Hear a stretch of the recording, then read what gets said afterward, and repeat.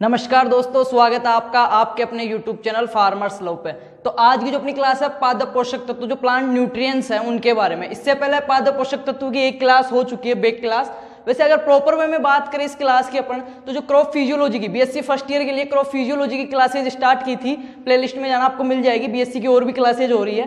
तो जो crop physiology classes start की थी उसका topic number 4 according to syllabus topic number 4 जो 2 लेक्चर का था अपने प्लांट न्यूट्रिएंट्स, उसमें हमने जो फर्स्ट लेक्चर था उसके लगभग 32 मिनट की क्लास थी। उसमें हमने क्या क्या देख लिया था कि पोषक तत्व क्या होता है, न्यूट्रिएंट्स जो है वो क्या होता क्या है, ठीक है। एक प्लांट की लाइफ साइकिल में उसका क्या रोल है, उसका क्या क्लासिफिकेशन है। जो आवश्यक पोषक तत्व थे वो देख लिए थे हमने। आवश्यक पोषक तत्वों का सिद्धांत देख लिया था, 17 आवश्यक पोषक तत्व देख लिए थे।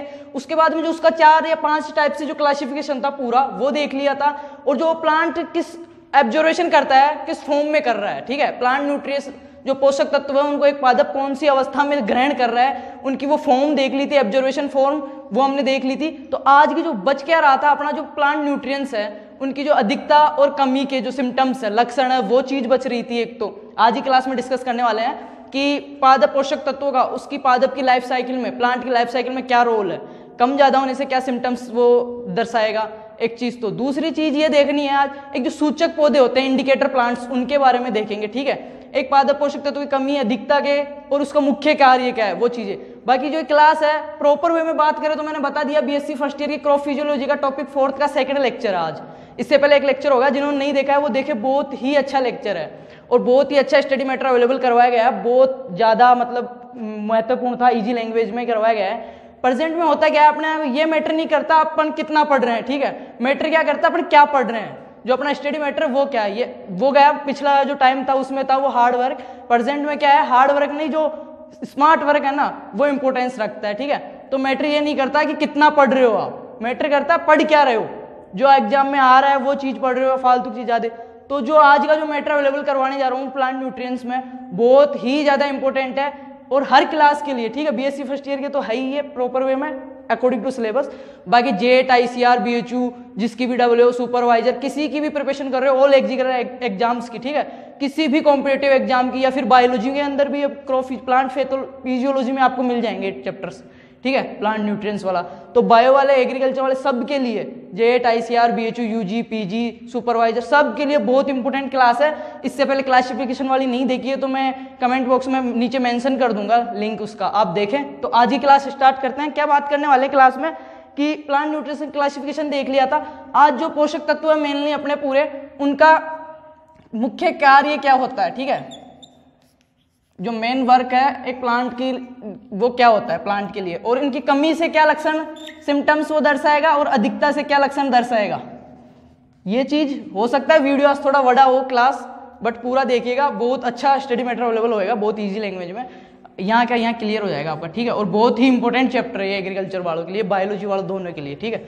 तो बात करते हैं। और एक और चीज आज अपन जो डिस्कस करने वाले हैं वो जो इंडिकेटर प्लांट होते हैं, सूचक पौधे, सूचक पौधे, इंडिकेटर प्लांट क्या होता है, ठीक है। कौन सा जो पोषक तत्व उसकी कमी का लक्षण सबसे पहले कौन सा दर्शा रहा है, किसके लिए महत्वपूर्ण है, वो चीज डिस्कस करने वाला है। तो स्टार्ट करते हैं। फर्स्ट अपन जो प्राथमिक पोषक तत्व थे अपने, प्राइमरी न्यूट्रिएंट्स, प्राथमिक पोषक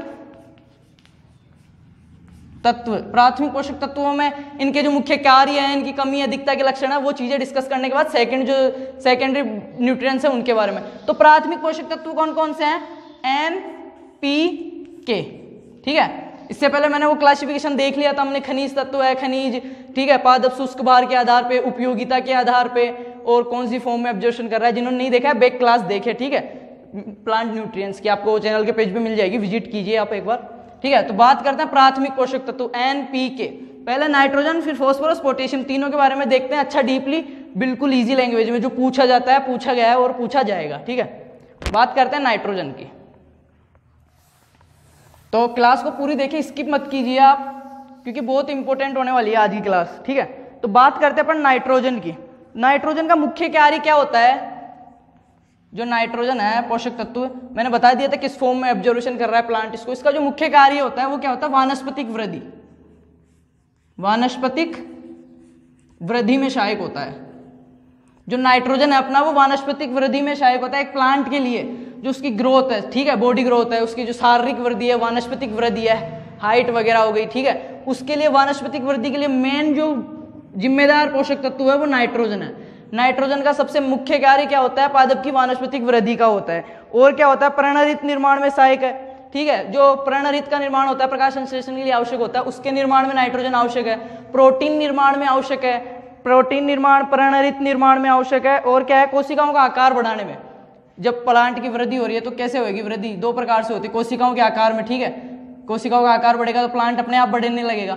तो ये क्या क्या इसका मेन कार्य क्या है? नाइट्रोजन के वानस्पतिक वृद्धि करता है पादपों में, प्रोटीन निर्माण में सहायक है, कोशिकाओं का आकार बढ़ाने में सहायक है, ठीक है, ये हो गया वानस्पतिक नाइट्रोजन के मेन जो कार्य है वो। अब बात करते हैं नाइट्रोजन की अधिकता से क्या हो जाएगा। तो नाइट्रोजन की अधिकता से क्या होगा? जब नाइट्रोजन अधिक हो जाएगा, किसी प्लांट में अधिक मात्रा में दे दिया है नाइट्रोजन, तो उसकी वानस्पतिक वृद्धि अधिक हो जाएगी। अब ये भी सोच सकते हो वानस्पतिक वृद्धि अधिक होगी तो प्लांट लंबा हो जाएगा, ठीक है, उसका खड़ा रहने की जो क्षमता है वो कम हो जाएगी। प्लांट में अधिक नाइट्रोजन से सॉफ्टनेस आ जाएगी, ठीक है, प्लांट क्या है? कोमल ज्यादा हो जाएगा, सॉफ्टनेस आ जाएगी। तो क्या होगा नाइट्रोजन की अधिकता से? एक तो जो फल है ना, फल व सब्जियां, उनको पकने में देरी हो जाएगी, वो पक रहे हैं ना, उस अवस्था में देरी हो जाएगी उस स्टेज में पहुंचने के लिए, उनको सॉफ्ट हो जाएंगे तो सॉफ्ट स्टेज में आ जाएगा, तो ठीक है। तो नाइट्रोजन की अधिकता से क्या वानस्पतिक वृद्धि अधिक हो गई तो पेड़ को खड़े रहने में दिक्कत होगी, ठीक है, खड़ा नहीं रह पाएगा, सॉफ्टनेस आ जाएगी उसमें, फल पकने में, फल व सब्जियों के पकने में देरी हो जाएगी, ठीक है। और क्या होगा? जो फल व सब्जियां उनको जो भंडारण क्षमता है इनकी, भंडारण क्षमता है इनकी, उसमें कमी आ जाएगी, इनको लंबे समय तक अपन रख नहीं पाएंगे, ठीक है, भंडारण क्षमता में कमी आ जाएगी। और क्या होता है? नाइट्रोजन की अधिकता से भंडारण क्षमता में कमी हो जाएगी, प्लस इसकी वानस्पतिक वृद्धि अधिक होने से खड़े रहने में दिक्कत आएगी इसको, ठीक है। और गन्ने के अंदर एक चीज, नाइट्रोजन बढ़ जाने से, नाइट्रोजन की मात्रा अधिक देने से प्लांट में सॉफ्टनेस आएगी, तो उसमें जो कीट प्रकोप है, कीट और जो रोग है, इंसेक्ट्स हो गए, डिजीज हो गए, वो अधिक लगेंगे। कोई है वो कोमल हो जाएगा तो अधिक सेंसिटिव हो जाएगा, जो कीट हैं, इंसेक्ट्स हैं, जो डिजीज हैं, एनवायरमेंटल के जो इफेक्टर हैं, उनके लिए वो क्या हो जाएगा? अधिक सेंसिटिव हो जाएगा, हल्के से में ही वो अधिक प्रभावित होएगा। तो नाइट्रोजन की अधिकता के देख रहे हैं हम कि नाइट्रोजन की अधिकता से क्या क्या हानियां हैं। एक तो वानस्पतिक वृद्धि अधिक हो जाएगी, फल व सब्जियों के पकने में देरी हो जाएगी, उनकी भंडारण क्षमता कम हो जाएगी, कीट व रोगों का प्रकोप बढ़ जाएगा। एक चीज, गन्ने के अंदर पायरिला होता है, पायरिला, गन्ने की फसल में नाइट्रोजन की अधिकता से पायरिला का प्रकोप बढ़ जाता है, इसका जो अटैक है ना वो बढ़ जाता है गन्ने की फसल में। तो ये तो हो गए अपने नाइट्रोजन की अधिकता वाले। अब देखते हैं नाइट्रोजन की कमी। नाइट्रोजन के मुख्य कार्य देख लिए, अब देखते हैं नाइट्रोजन की अधिकता के देख ही लिए, नाइट्रोजन की कमी से क्या सिम्टम्स जो वो प्रदर्शित करेगा, दिखाएगा, ठीक है, नाइट्रोजन की कमी से क्या होएगा एक प्लांट के अंदर, वो बात करते हैं। तो पुरानी पत्तियों पर उल्टे वी आकार के पीलापन आ जाएगा, ठीक है। नाइट्रोजन की कमी होगी तो एक चीज, तो अधिकता हो रही थी तो वानस्पतिक अधिक वृद्धि हो रही थी, और नाइट्रोजन की कमी हो रही है तो क्या होगा? जो उसकी पर्व संधियां है, प्लांट की जो पर्व संधियां हैं उनका आकार छोटा रह जाएगा तो पौधा बोना रह जाएगा, ठीक है। नाइट्रोजन की कमी से क्या होता है? पौधा बोना रह जाता है, उसकी पर्व संधियों की लंबाई नहीं बढ़ पाती है। पहली चीज तो ये हो गई कि नाइट्रोजन की कमी से पौधा बोना रह जाता है। और पुरानी पत्तियों पर उल्टे वी आकार में, जो प्लांट की जो नीचे वाली पुरानी पत्तियां हैं ना, उल्टे वी आकार में पीलापन आ जाता है, ठीक है।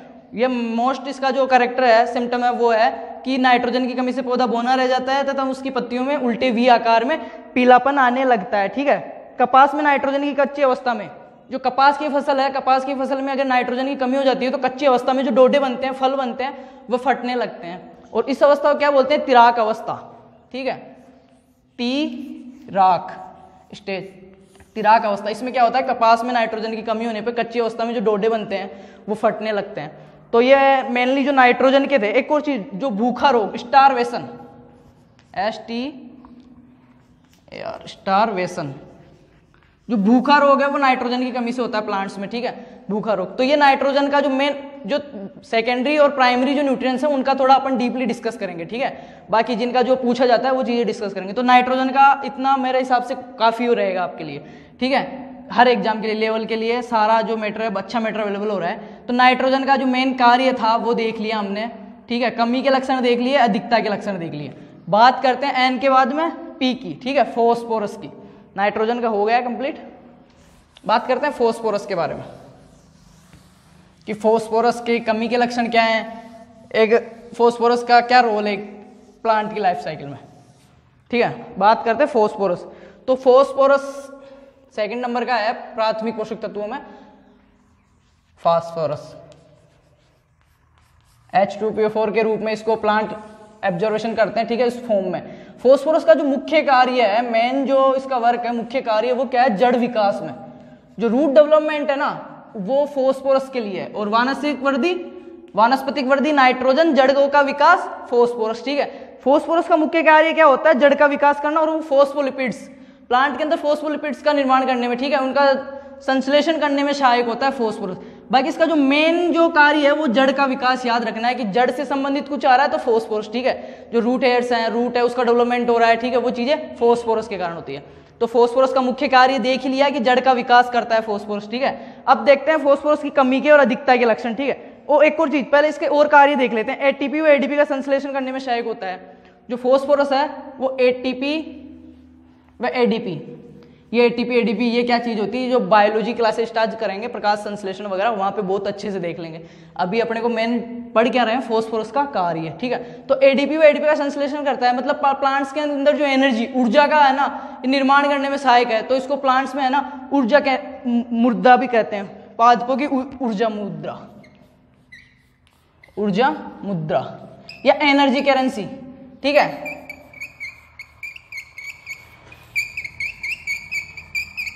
एनर्जी करेंसी के नाम से किसको जाना जाता है, फास्फोरस को, ठीक है। पादपों में ऊर्जा मुद्रा के नाम से जाना जाता है। जड़ों का विकास करता है, फास्फोलिपिड्स का निर्माण करता है, ये इसके कार्य हो गए, ठीक है। और शर्करा स्थानांतरण का भी कार्य करता है। फास्फोरस का एक और मुख्य कार्य क्या है, शर्करा स्थानांतरण, जो ट्रांसपोर्टेशन है, शर्करा स्थानांतरण का कार्य करता है फास्फोरस। जड़ का विकास करता है, फास्फोलिपिड्स का निर्माण करता है, एडीपी व एडीपी का संश्लेषण में सहायक है, जो कि ऊर्जा के लिए आवश्यक होते हैं प्लांट को, इसलिए इसको एनर्जी करेंसी या पादपों की ऊर्जा मुद्रा कहा जाता है, ठीक है। अब बात करते हैं फास्फोरस की कमी व अधिकता के लक्षणों के बारे में, ठीक है। तो फास्फोरस क्या है, फास्फोरस की अगर अधिकता हो जाएगी तो मृदा में जिंक की और फेरस की कमी हो जाएगी। अगर फास्फोरस की अधिकता हो गई है मृदा के अंदर, तो इससे क्या प्रभाव पड़ेगा, जो केमिकल रिएक्शन होगी उससे जिंक और फेरस, इन दोनों पोषक तत्वों की जो मात्रा है वो ऑटोमेटिकली घट जाएगी अगर फास्फोरस बढ़ गया तो, ठीक है। ये तो बात होगी फास्फोरस की अधिकता की। अब बात करते हैं फास्फोरस की कमी के लक्षणों के बारे में। तो फास्फोरस की कमी से क्या होता है, पुरानी पत्तियां गहरी हरी बैंगनी रंग की हो जाती है। जो प्लांट की जो पुरानी पत्तियां हैं, नीचे वाली पत्तियां हैं, वो क्या होती है, गहरी हरी बैंगनी रंग की हो जाती है, गहरी हरी बैंगनी रंग की हो जाती है जो पुरानी पत्तियां हैं। तो ये बात हो गई अपने फास्फोरस के बारे में, क्या तो इसका मेन कार्य एक प्लांट के जो लाइफ साइकिल में क्या रोल है, क्या कमी से अधिकता से क्या सिम्टम्स दे रहा है, ये बात हो गई। बात करते हैं पोटेशियम, नाइट्रोजन वानस्पतिक वृद्धि, फास्फोरस जड़ का विकास, ठीक है, शर्करा स्थानांतरण। बात करते हैं थर्ड नंबर जो अपना प्लांट न्यूट्रिएंट्स है, पोटेशियम।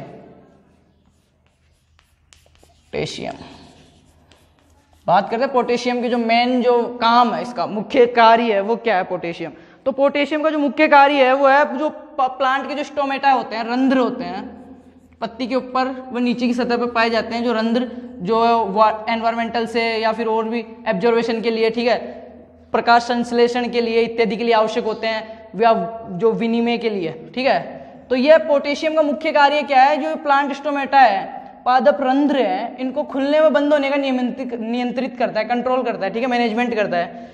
पादप रंध्रों के खुलने व बंद होने को नियंत्रित करता है कौन, पोटेशियम, मुख्य कार्य यही है इसका। और क्या करता है, जो पोषक तत्व है प्लांट न्यूट्रिएंट्स से उनके वाहक का कार्य करता है ये। और क्या करता है, एक प्लांट के अंदर, ठीक है, क्या कीटों व रोगों के लड़ने के लिए जो प्रतिरोधक क्षमता होती है, अटैक कर रहा है कोई कीट, कोई डिजीज, कोई प्लांट पे अटैक कर रहा है, तो उससे लड़ने के लिए जो प्रतिरोधक इम्यूनिटी सिस्टम है उसको बढ़ाता है ये, प्रतिरक्षा तंत्र को, ठीक है। पोटेशियम क्या करता है, प्लांट के अंदर कीटों व रोगों से लड़ने के प्रति जो प्रतिरोधक क्षमता है उसको बढ़ाता है। और पोषक तत्वों का वाहक है, पादप के रंध्रों को खुलने व बंद होने का कंट्रोल करता है ये पोषक तत्व, और फसल को गिरने से बचाता है, ठीक है, फसल को गिरने से बचाता है, कीटों के प्रति प्रतिरोधकता दे रहा है, फसल को गिरने से बचा रहा है, ये चीजें हो गई इसका मेन कार्य। अब बात करते हैं पोटेशियम की कमी और अधिकता के लक्षणों की।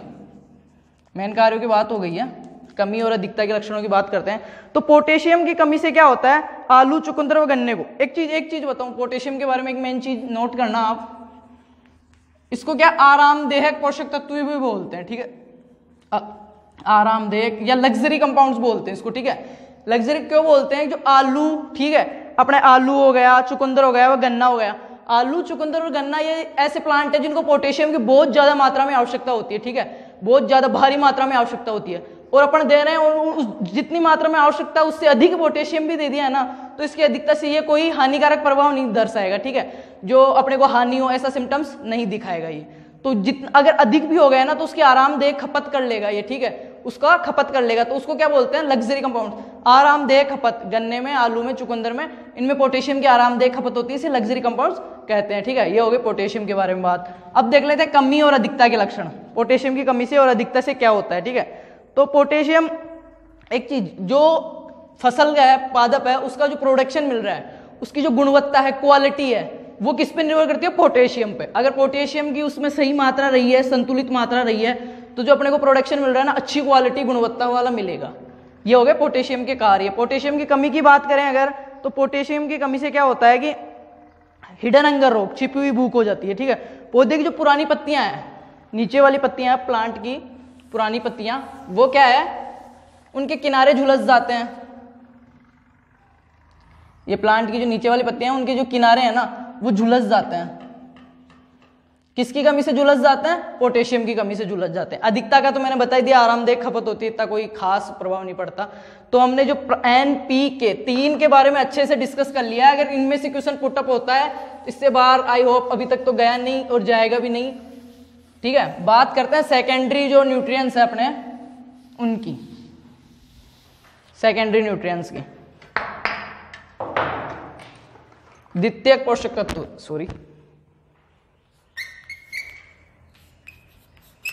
द्वितीयक पोषक तत्व कौन कौन से हैं, Ca, Mg, calcium, magnesium, sulphur. तो ये जो 6 तत्व हो गए अपने प्राथमिक और द्वितीयक, सेकेंडरी और जो प्राइमरी जो न्यूट्रिएंट्स है, उनके बारे में थोड़ा सा डीपली देखते हैं, बाकी के बारे में कर लेंगे जो ऊपर का ओवरव्यू है, जो पूछा जाता है, ठीक है। बात करते हैं कैल्शियम की, जो द्वितीयक पोषक तत्वों में आता है कैल्शियम। कैल्शियम का मुख्य कार्य देखते हैं, फिर इसकी कमी के लक्षण, फिर इसकी अधिकता के लक्षण। तो कैल्शियम का जो मुख्य कार्य है वो क्या होता है कि कोशिका भित्ति का निर्माण, प्लांट सेल्स के अंदर, एक प्लांट सेल है, पादप कोशिका है, उसके अंदर जो सेल वॉल, कोशिका भित्ति है, उसके निर्माण में कैल्शियम, आपको पता है कैल्शियम, मैग्नीशियम, ये चीजें, जो सेल वॉल है, कोशिका विज्ञान हमने पढ़ी थी, वहां पे देखा था सेल वॉल का जो कंपाउंड्स था, संगठन था, उसमें मेन थे ये, ठीक है।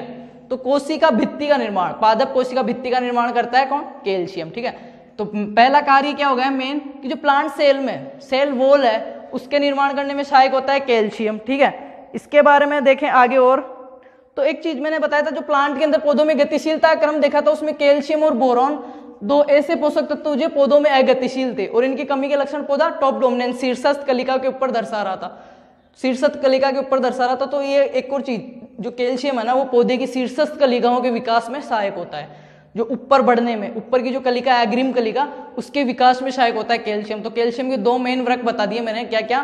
पहला तो जो प्लांट सेल है, उसके अंदर सेल वॉल का निर्माण करता है। सेकंड जो काम है इसका, वो क्या है, जो प्लांट की जो टॉप डोमिनेंस है, शीर्षस्थ कलिका है, उसके विकास में सहायक होता है ये तो हो गए इसके 2 काम, ठीक है। बात करते हैं इसकी कमी से क्या होता है। कैल्शियम की कमी से आपने देखा होगा हुकिंग, एक रोग का नाम सुना होगा, बहुत इंपॉर्टेंट है, नहीं सुना तो मैं बता देता हूँ। हुकिंग रोग होता क्या है, जो प्लांट्स है उनकी जो पत्तियां हैं, ठीक है, प्लांट की जो ऊपरी पत्तियां हैं, वो घूम के हुक के समान संरचना बना लेती है, उसको क्या बोलते हैं, हुकिंग रोग। और वो किससे होता है, कैल्शियम की कमी से। हुकिंग रोग कैल्शियम की कमी से। और इसके बारे में रोग देखें तो गाजर का जो कैविटी स्पॉट रोग है, कैविटी स्पॉट, जो गाजर का अपना कैविटी स्पॉट रोग है, वो किससे होता है, कैल्शियम की कमी से होता है। गाजर का कैविटी स्पॉट, टमाटर का ब्लॉसम एंड रोट, BER भी बोलते हैं शॉर्ट में, टमाटर का ब्लॉसम,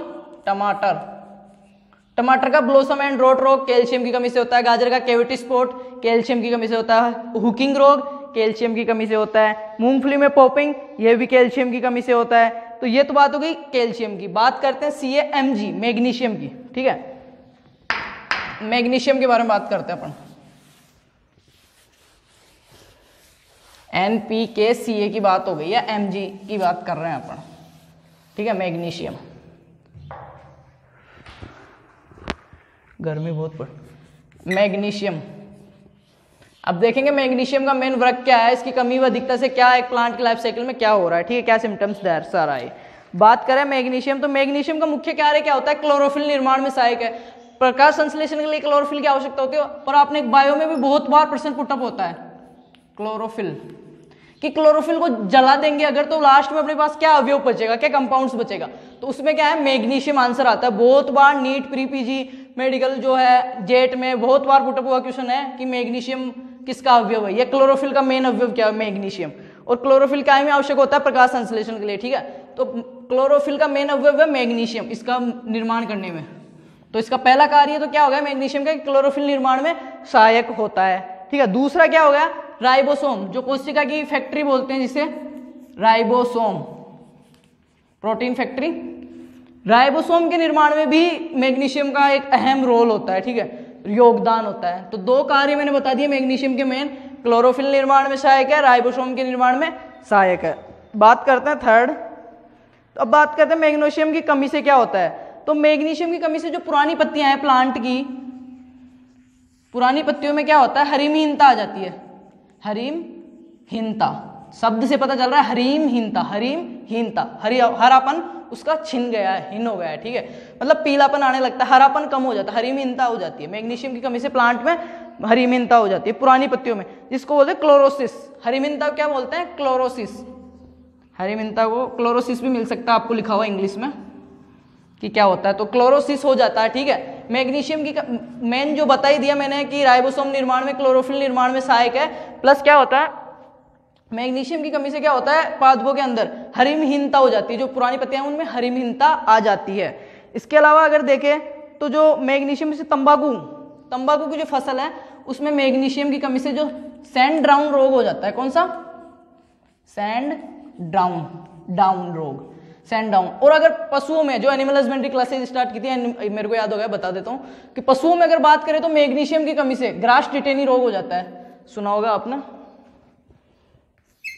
ग्रास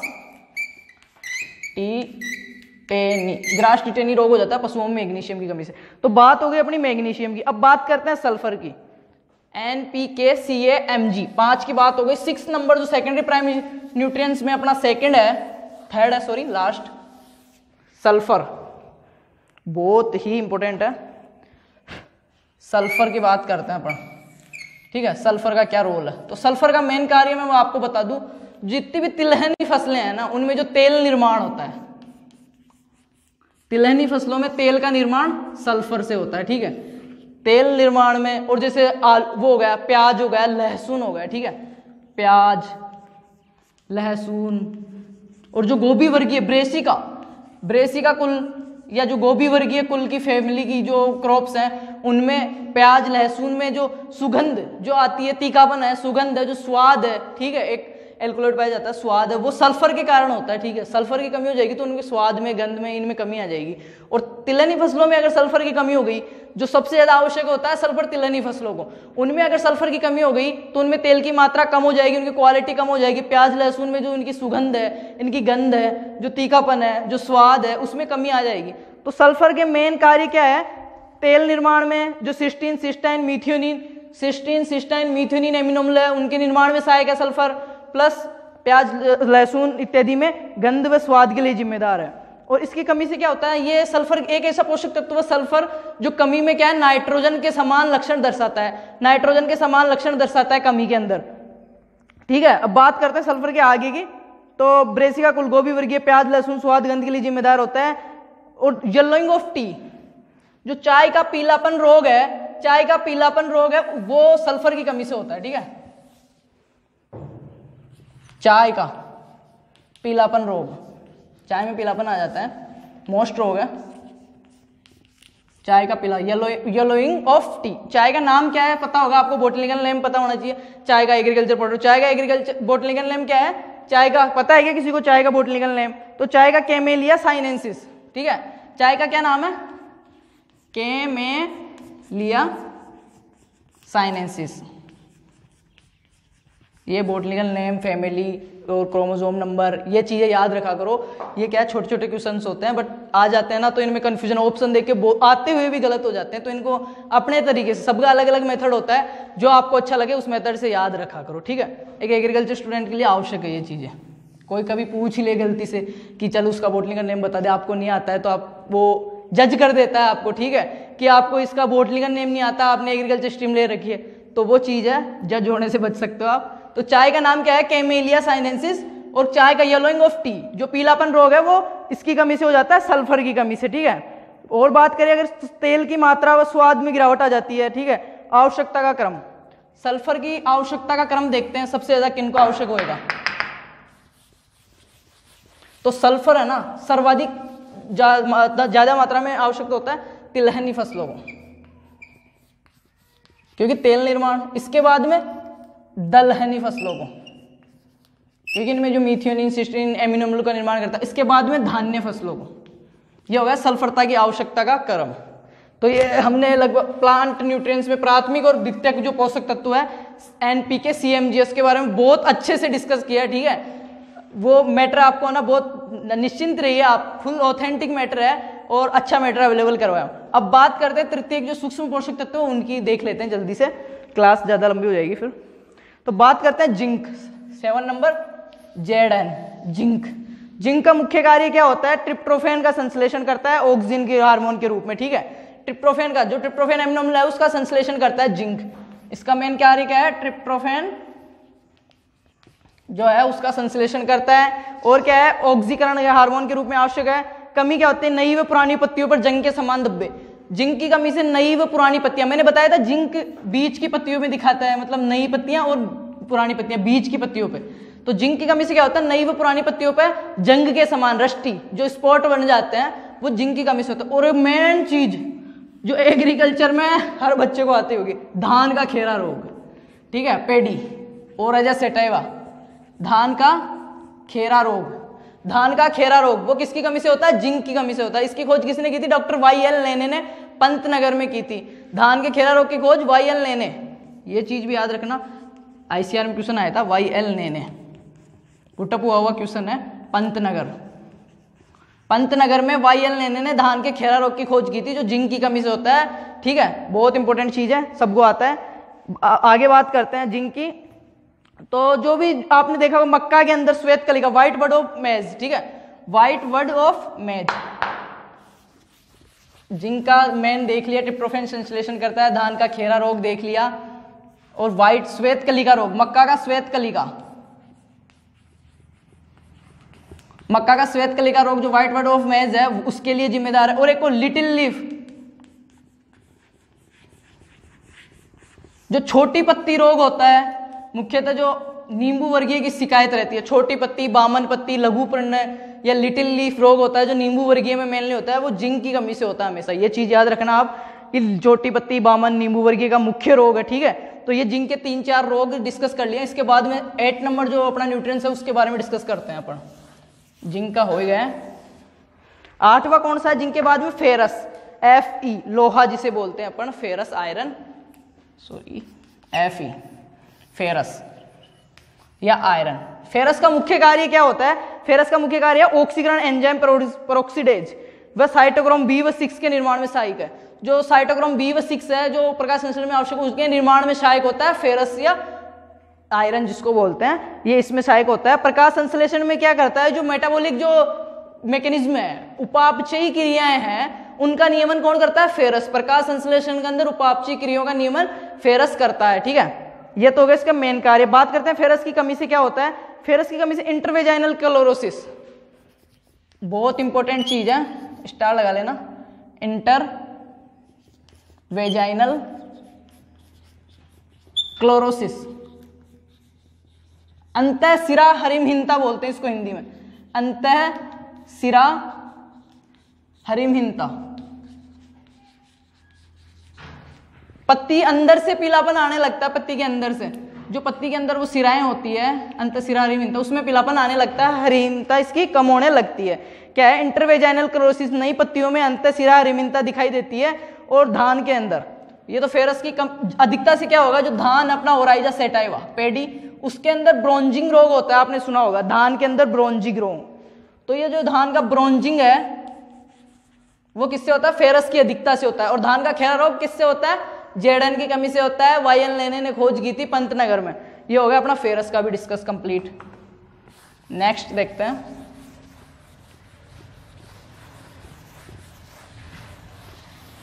फेरस के बाद में आता है अपना कॉपर, ठीक है, Cu, कॉपर,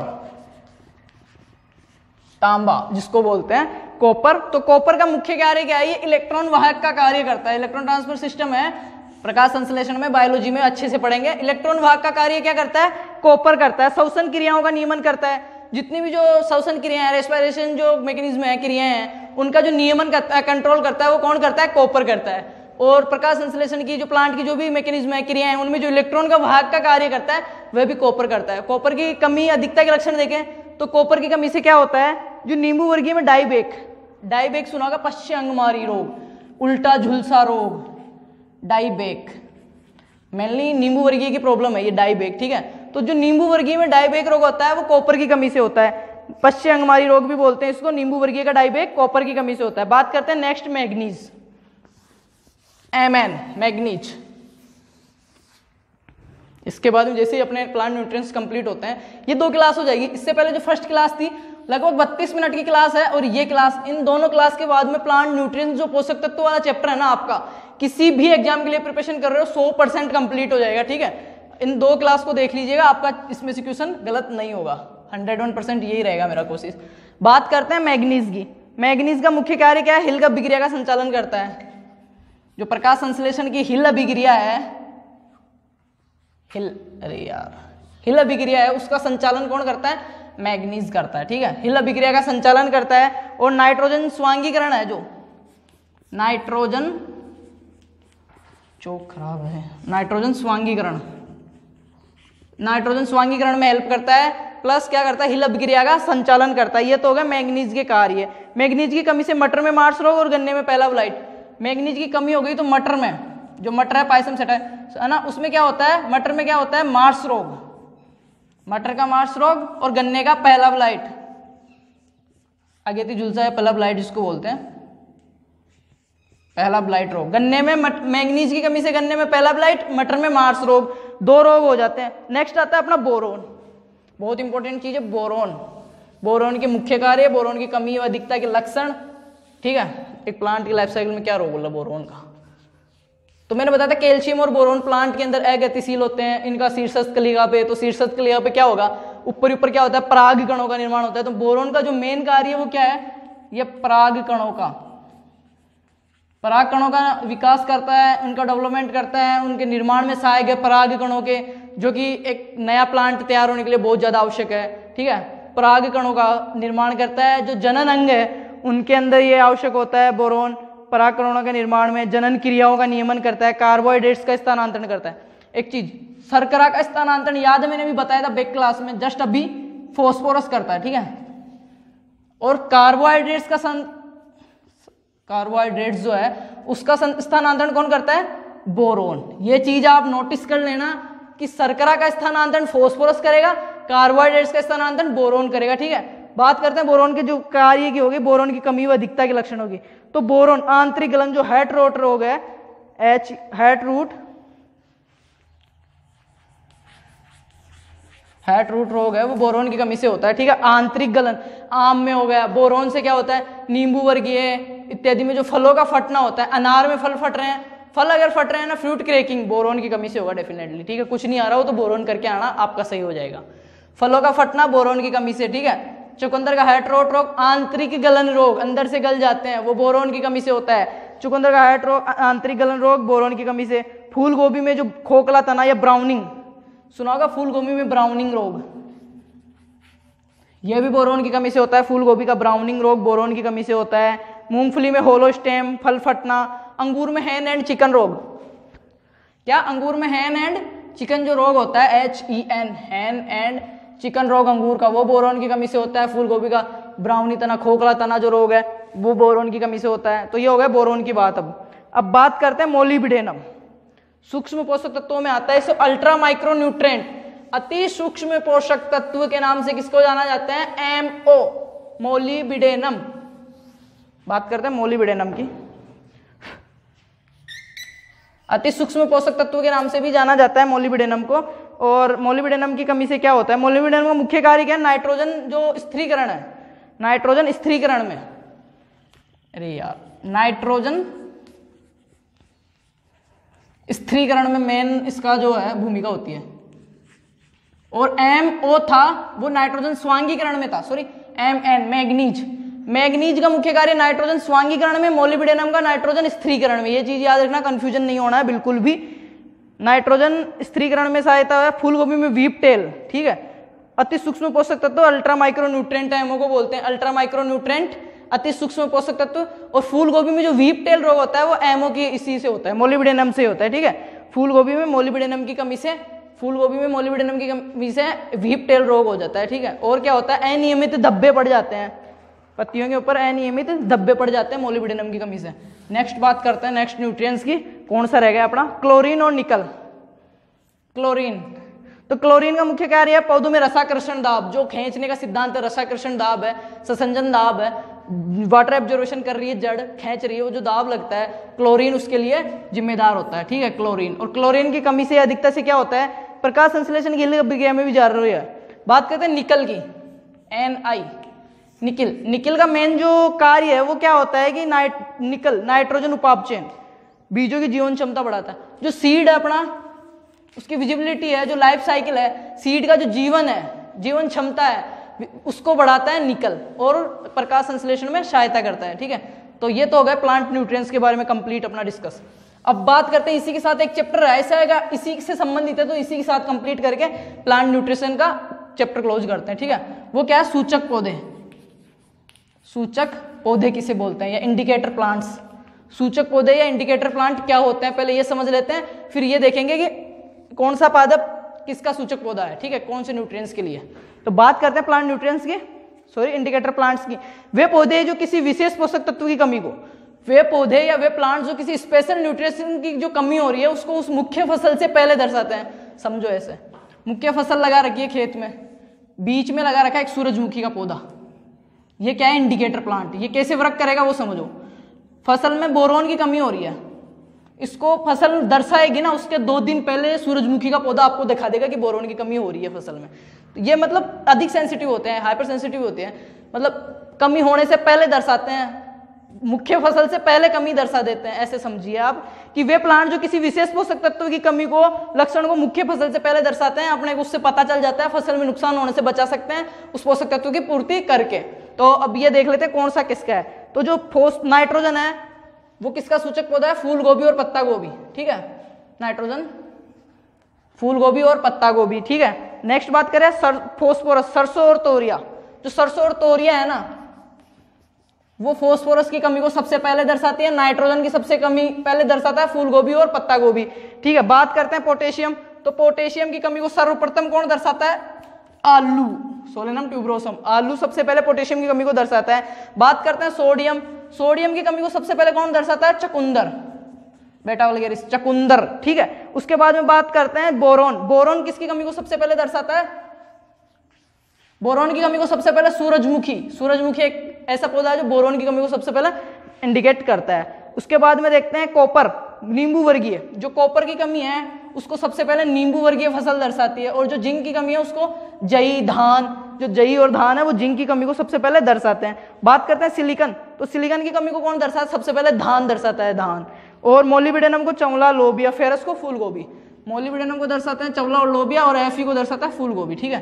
तो ये हो गया इंडिकेटर प्लांट्स, और ये आज आपका होता है कंप्लीट प्लांट न्यूट्रिशन चैप्टर। जिन्होंने फर्स्ट क्लास नहीं देखी है वो देखें, और क्रॉप फिजियोलॉजी का 4था चैप्टर कंप्लीट। वैसे ये क्लास 11, 12, जेट, ICR, BHU सबके लिए इंपॉर्टेंट है। आई होप समझ में आया होगा। तो किसी को PDF वगैरह अगर नोट्स की चाहिए तो मेरे को व्हाट्सअप कर सकते हैं, मैं आपको अवेलेबल करवाने का कोशिश करूंगा। तो मेरा व्हाट्सअप नंबर 9460654892, ठीक है। धन्यवाद।